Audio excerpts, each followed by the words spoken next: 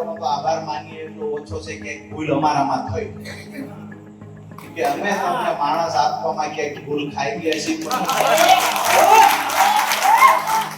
ભગવાન એમને સદબુદ્ધિ આપે પણ ફરીવાર આવી ભૂલ નહીં થાય ટકોરો મારે માણસ આવશે કે તમને એવું થાય છે ખળો વર્ષો વયા ગયા એક મજબૂત માણસ મળ્યો પણ એક વાત દાવા સાથે કહું છું કે અહીંથી ચૂંટાયેલો માણસ આખા ગુજરાતમાં એના નામની ચર્ચા થતી હશે એમાં કોઈ શંકા નથી। વિસાવદરમાં ગોપાલ ઇટાલિયાની જીત પછી આમ આદમી પાર્ટી એક્ટિવલી ગુજરાતના એવા અનેક વિસ્તારો છે જ્યાં ફરી અને 2027 માટે અત્યારથી કાર્યકર્તાઓને મજબૂત કરવાનો પ્રયાસ કરે છે, સંગઠન મજબૂત કરવાનો પ્રયાસ કરી રહ્યા છે।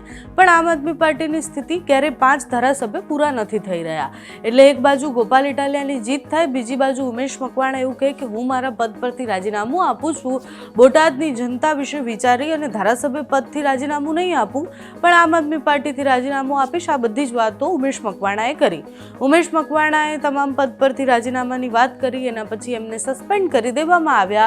એમને જે પ્રેશર ટેકનિક અપનાવવાનો પ્રયાસ કરી રહ્યા હતા એ ટેકનિક કામ ન કરી ઉડતાની એમની સાથે જ એવું થયું કે એમને સસ્પેન્ડ કરી દેવામાં આવ્યા। એટલે પછી પ્રશ્ન એ થયા કે હવે આમ આદમી પાર્ટી શું કરશે? આમ આદમી પાર્ટી ગોપાલ ઇટાલિયાની જીત પછી જેટલા ઉત્સાહમાં હતી, આગળ 2027 માટે પણ અનેક કાર્યક્રમોની અત્યારથી રૂપરેખા ઘડી દીધી છે। ઓગસ્ટ મહિનામાં બહુ જ બધા કાર્યક્રમ કરવાના છે, પણ બોટાદ હવે એવું થયું છે કે બોટાદના ગ્રાઉન્ડ પર આમ આદમી પાર્ટીના ધારાસભ્ય નથી, ઉમેશ મકવાણા ત્યાંથી આમ આદમી પાર્ટીના ધારાસભ્ય તરીકે ચૂંટાયા ખરી, ત્યાંના લોકોએ એમને પસંદ કર્યા, પણ હવે આમ આદમી પાર્ટીએ ત્યાં લડવાનું છે તો અત્યારથી મેદાન ક્લિયર કરવું પડશે। તો રાજુ કરપડાને હવે એ જવાબદારી સોંપી હોય તેવું લાગી રહ્યું છે। બોટાદમાં બહુ જ બધી સભાઓ થઈ રહી છે, અલગ અલગ વિસ્તારોમાં પણ રાજુ કરપડા પહોંચી અને સભાઓ કરી રહ્યા છે। આમ આદમી પાર્ટીના નેતા અને મોટાભાગે ખેડૂતોના પ્રશ્ન ઉપાડતા નેતા રાજુ કરપડા ગઈકાલે પણ બોટાદમાં હતા, કાર્યકર્તાઓ સાથે વાતચીત કરી રહ્યા હતા અને વાતચીત દરમિયાન કીધું કે અમારી ભૂલ થઈ છે કે અમે બોટાદમાં ઊણા ઉતર્યા એક માણસને પસંદ કરવા માટે, બોટાદની જનતાએ એમને પસંદ કર્યા પણ અમે આમ આદમી પાર્ટી તરીકે એમને ઉમેદવાર તરીકે જાહેર કર્યા, એમાં અમે ખોટા સાબિત થયા અને એના પછી આ બધું જ થયું છે। પણ હવે બોટાદની જનતાએ નક્કી કર્યું છે કે આમ આદમી પાર્ટીના નેતાને જીતાડવાના છે, હવે જે પણ નેતા આવશે એ આખા ગુજરાતમાં એનો ડંકો વાગશે। એ બધી જ વાત રાજુ કરપડાએ ત્યાં કરી છે। રાજુ કરપડાએ પહેલા કાર્યકર્તાઓને ત્યાં શું વાત કરી એ સાંભળો તમે, એના પછી આમ આદમી પાર્ટીની અત્યારના પોલિટિક્સ અને અત્યારની સ્થિતિની વાત કરીએ।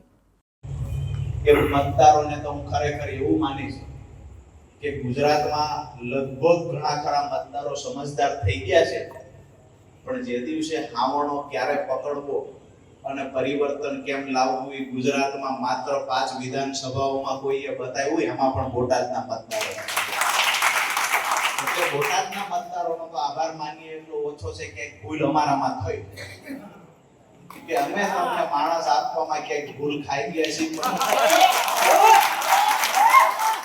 ભગવાન એમને સદબુદ્ધિ આપે પણ ફરીવાર આવી ભૂલ નહીં થાય ટકોરો મારે માણસ આવશે કે તમને એવું થાય છે ખળો વર્ષો વયા ગયા એક મજબૂત માણસ મળ્યો પણ એક વાત દાવા સાથે કહું છું કે અહીંથી ચૂંટાયેલો માણસ આખા ગુજરાતમાં એના નામની ચર્ચા થતી હશે એમાં કોઈ શંકા નથી। આપ સૌના સાથ સહકારથી આપનો ઉત્સાહ જ્યારથી વધ્યો છે, મને તો એવું જાણવા મળ્યું, મારી વાત સાચી હોય તો આ પાડજો કે અહીંના ધારાસભ્ય એક્ટિવ હતા ત્યાં સુધી ટીમ અનએક્ટિવ હતી, મતદારો નિરાશ હતા, ધારાસભ્યએ જવાનું કીધું તો દરેક ગામમાં ઉત્સાહ વધી ગયો કે હવે તો ચોટી જ પડવાનું મારી વાત સાચી છે। અહીંયા ક્યાંક ક્યાંક આ બધાનો જે આજની સભામાં ઉત્સાહની સાથે આક્રોશ છે, જલ્દી 2027 આવે ને કાપેતા ચૂંટણી આવે તો મત દઈ જ પાળિયાદ ઠાકરના ચરણોમાં આજે જ્યારે પાળિયાદમાં જ સભા છે ત્યારે પ્રાર્થના કરતા મારા ખેડૂતો માટે, મજદૂરો માટે હાથ જોડીને પ્રાર્થના કરું છું, ઠાકર જે ખેડૂતોને દેણામાંથી બહાર કાઢવાનું સપનું રાજુ કરપડાએ જોયું છે એ સપનું ઠાકર પૂરું કરે। જ્યારે આમ તો ચૂંટણીઓ આવતી હોય ત્યારે ઘણી બધી વાતો થતી હોય છે, કોઈ જૂઠા વાયદા આપે, વચનો આપે, કોઈએ 15 લાખ રૂપિયાના વચન આપ્યા હતા, કોઈએ કાળું નાણું પાછું લાવવાનું વચન પણ આપ્યું હતું, કોઈએ 2 કરોડ રોજગારી આપવાનું વચન આપ્યું હતું, કોઈએ કાયમી ધોરણે ગોમા ડેમ ભરવાનું વચન આપ્યું હતું. પણ દર વર્ષે ગોમા ડેમ ભરવો હોય ત્યારે પુરવઠા મંત્રીના પગ પકડવા જવું પડે છે. દર વખતે ભાજપના નેતા મોટા કરવા પડે ત્યારે આ ગોમા ડેમ ભરાય. મારી વાત સાચી છે? તો એવું ના થઈ શકે કાયમી નિરાકરણ આવે. પણ કાયમી નિરાકરણ એટલા માટે ભાજપના નેતાઓ નથી લાવતા કે જ્યારે ગોમા ડેમ ભરવાની વાત થાય ત્યારે તમારે ભાજપના નેતાને પકડવા જવું પડે. અને જ્યારે 2-5 આગેવાન જાય ત્યારે એવું કહેવામાં આવે કે હજી ફલાણા ભાઈ લઈ આવો, ફલાણા ભાઈ લઈ આવો. એટલે ભાઈ દીકરી જોવા નથી એવા ડેમ ભરાતો હોય કરો નકર રાજીનામું. આ જુમરડાનો જે ઉત્સાહ છે ને મને એવું લાગે છે કે મારી ઉપર એકાદો કેસ ગમે તેથી અહીં કરાવો. પડદો બંધ કરાવવા આપણે તૈયારી કરી. યુવાનો મારી ભેગા આવે એટલે કડતો માર્કેટિંગ યાર્ડમાંથી બંધ કરાવી દેવાની જવાબદારી રાજુ કરાવે. જ્યારે હોય ત્યારે ખેડૂતો માર્કેટિંગ યાર્ડમાં જાય. હવે હું આજથી 2 વર્ષ પહેલા અહીંયા આવેલો એ વખતે યાર્ડ બંધ કરાવેલું. મને પહેલા તો ભાઈઓના પરસોત્તમભાઈનો જ ફોન આવ્યો હતો. મને કે અમારે કડદો થાય. મેં કીધું આ ભંગારનો માલ વેચતા છે એના કડદો કહેતા છે. મને ખબર નહીં કે આ કડદો શું છે. એટલે મને કે અહીંયા અમારે કડદો બહુ થાય. મેં કીધું કરે કોણ? તો કે યાર્ડના સત્તાધીશો, યાર્ડમાં જે લોકો બેઠા છે. મેં કીધું કડદાવાળા જ કડદો કરે, દી કોનો કરતા છે? કડદો જ છે તો આ કડદો કોનો કરે? પછી એને મને આખી વાત સમજાવી. મને શોખ થયો વાત જાણવાનો એટલા માટે કે ન્યા અમારો જગતનો બાપ, મારા પરિવારનો સભ્ય ખેડૂત યાર્ડમાં લૂંટાતો હતો એટલા માટે યાર્ડમાં આવ્યા. અને યાર્ડની અંદર આવ્યા, યાર્ડમાં આવ્યા ત્યારે એ વખતે મારી પાસે ટીમ નહોતી, એ વખતે મારી પાસે માણસો નહોતા, એ વખતે મારી પાસે સંગઠન નહોતું. તેમ છતાંય અડધો દિવસ 3-4 કલાક યાર્ડ બંધ કરાવ્યું. પૂર્ણ રીતે અમને સફળતા નથી મળી. ક્યાંક ને ક્યાંક એવું બન્યું. ત્યાર પછી કડદાની સંખ્યા ઘટી, કડદો ઓછો થવાનો ચાલુ થયો. આજે પાળિયાદ ઠાકરના સાનિધ્યમાં એની સાક્ષીએ કહું છું, આજ પણ રાજુ કરપડાએ દિવસને ભૂલ્યો નથી. કડદો બંધ કરાવશું. જ્યારે પણ આપણા હાથમાં સત્તા આવશે, ત્યારે મજબૂત સંગઠન આવશે, ત્યારે મારે પણ જોવું છે કે એ વખતે જે નકુમ ડીવાયએસપીને લાવી મારી ધરપકડ કરાવી અને જે આ પાળિયાદ પોલીસ સ્ટેશનમાં બહેરી દેવામાં આવ્યો હતો, એ જ નકુમ ડીવાયએસપીની જગ્યાએ જે અધિકારી આવ્યા હોય એને કહીશું જગતના બાપ બનીને, ખેડૂત બનીને ફરીવાર ત્યાં આવવાના છીએ. આવતી સિઝનમાં આવીએ છીએ. અમે જોઈએ છીએ કડદો કરનારી તાકાત જાજી છે, પ્રશ્ન ભાજપના નેતાઓની તાકાત જાજી છે કે અમારા જગતના બાપની તાકાત વધારે છે. આ જોવા માટે હેડના ભાવ ખાઈ ગયા, ગામમાં જાય છે ગટર ખાઈ ગયા, મનરેગા કૌભાંડ કરી જાય છે, બાથરૂમ ખાઈ જાય છે, નાળે જાવ કે નાળો ખાઈ ગયા, ગંભીરા બ્રિજ જેવી દુર્ઘટના બને, 17 થી વધારે લોકોના મૃત્યુ થાય છે, યુવાનો નોકરીએ મોકલો તો ત્યાં પેપર ફૂટી જાય છે. તમે જાયશો ત્યાં. એક વખત મજબૂત સંગઠન બનાવી અને માત્ર બોટાદમાંથી નહીં તમામ સીટો પરથી જડમૂળથી ઉખાડી નાખવાનો સમય આવી ગયો છે. અને સૌરાષ્ટ્રની એ તાકાત છે. મને દેખાય છે કે આવનાર સમયમાં સૌરાષ્ટ્ર ઐતિહાસિક 2027માં ઐતિહાસિક સીટો આમ આદમી પાર્ટીને સૌરાષ્ટ્ર આપશે. એમાં સૌથી પહેલી શરૂઆત ભાવનગરથી થવાની છે. સામે સૌરાષ્ટ્રની શરૂઆત ભાવનગર, સુરેન્દ્રનગરથી જ થાય છે. તો દાવા સાથે એ વાત પણ કરી દઉં છું, ઓન મીડિયા જેને રેકોર્ડ કરીને રાખવું એને રાખો. સુરેન્દ્રનગર અને ભાવનગરમાં ઐતિહાસિક સીટો આમ આદમી પાર્ટીની આવશે. આ ક્યારે આવશે?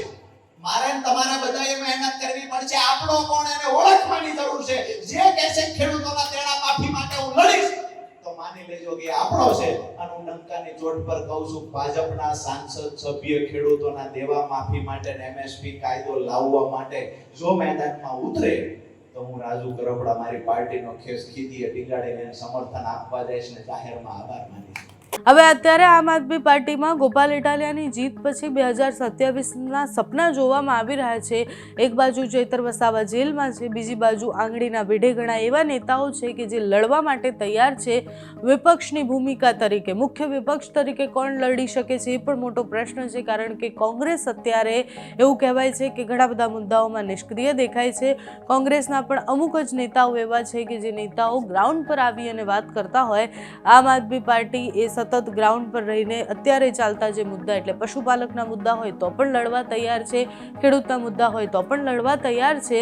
લડવા માટે તૈયાર આમ આદમી પાર્ટી 2027નું સપનું ભલે જોતા, પણ એ 27 ઘણું દૂર છે. અત્યારે સંગઠનની શક્તિથી લઈને જે પક્ષને હરાવવાની વાત કરી રહ્યા છે, એટલે ભારતીય જનતા પાર્ટીને હરાવવાની વાત છે, એ ભારતીય જનતા પાર્ટી માટે એવું કહેવાય છે કે 2027 નહીં, બહુ જ બધી ચૂંટણીઓ એવી છે કે છેલ્લી ઘડીના મતદાન, છેલ્લી ઘડીએ થયેલી બધી જ કામગીરી અને સતત સંગઠન જે મજબૂત રાખવાની વાત હોય એના કારણે એ જીતતી આવી છે. આટલા વર્ષોનું શાસન ગુજરાતમાં આમ આદમી પાર્ટી જીતવાની વાત કરે, 2027નું સપનું હોય, પણ એ 2027ના સપના માટે ઘણી મહેનત કરવી પડે. ઘણા બધા નેતાઓ એવા છે કે જે સતત ચર્ચામાં રહેતા હોય છે, પણ ઘણા બધા નેતાઓ એવા છે કે જેને કોઈ ઓળખતું પણ નથી. એટલે એ સ્થિતિમાં અત્યારે ચેલેન્જ ભલે એવું આપતા હોય બધા જ કે 161 ધારાસભ્યને તમે રાજીનામું અપાઈ દો, આમ આદમી પાર્ટી બધા જ બેઠકો પરથી લડશે અને પછી જીતીને બતાવશે, પણ 182માંથી 161 ધારાસભ્ય ભારતીય જનતા પાર્ટીના છે. વિધાનસભામાં આમ આદમી પાર્ટીના નેતાઓ જે અત્યાર સુધી મુદ્દા ઉપાડતા હતા, એ નેતાઓ વિધાનસભામાં જઈને કેવા મુદ્દા ઉપાડે છે એ પણ પ્રશ્ન છે. પણ અત્યારે રાજુ કરપડાને બોટાદ માટે તૈયાર કરી દેવામાં આવ્યા છે. આગળ જતાં બોટાદમાં એ 2027 માટેની તૈયારીઓ કરે તો પણ કંઈ નવાઈ નથી. આમ આદમી પાર્ટી એક પછી એક નેતાઓને એક એક મેદાન સોંપી અને એને ક્લિયર કરવા માંગે છે કે આ તમારી ભૂમિ છે, અહીંયા તમારે રમવાનું છે. 2027 સુધી ત્યાં તમારે મજબૂત થવાનું છે, આમ આદમી પાર્ટીને મજબૂત કરવાની છે. હવે બોટાદમાં ઓલરેડી ઉમેશ મકવાણા ધારાસભ્ય તો છે જ. 2027 પહેલાં શું થાય છે, પછી શું થાય છે જોવાનું રહ્યું. તમારું આ વિષય પર શું માનવું છે અમને કમેન્ટ્સમાં જણાવજો. અત્યારે આ વિડીયોમાં બસ આટલું. જો તમે અમને યુટ્યુબ પર જોઈ રહ્યા હોય તો સબસ્ક્રાઈબ કરજો, ફેસબુક પર જોઈ રહ્યા હોય તો ફોલો કરજો, અમારા વિડીયોને લાઈક અને શેર કરજો.